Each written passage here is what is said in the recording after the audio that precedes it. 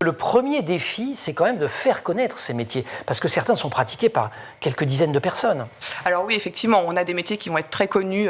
Vous en avez cité, par exemple, l'ébénisterie, qui parle un petit peu à tout le monde parce qu'on les a au quotidien, la bijouterie, l'horlogerie, voilà, c'est des métiers qu'effectivement on rencontre au quotidien dans notre entourage, dans la rue, au sein de la maison.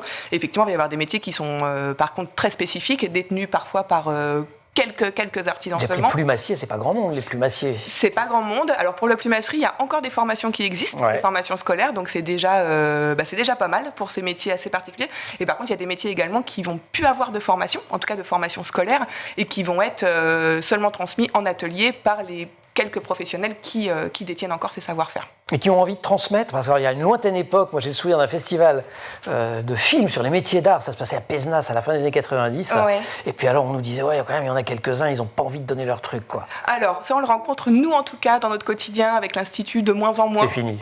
Les professionnels on voit se terminer, comprennent aussi justement l'enjeu de transmettre ces métiers pour qu'ils perdurent, pour qu'ils continuent à vivre, parce qu'il y a des métiers en fait si on les transmet pas, ils vont se perdre, notamment ces métiers qui n'ont plus de formation. Et ça, les professionnels l'ont compris et sont même ravis en général d'accueillir des jeunes. Alors après, par contre, il faut avoir le temps, il faut avoir les moyens au sein de l'atelier d'accueillir un jeune, parce que c'est pas toujours évident selon la charge de travail, selon la structure de l'atelier, selon l'ampleur de l'atelier.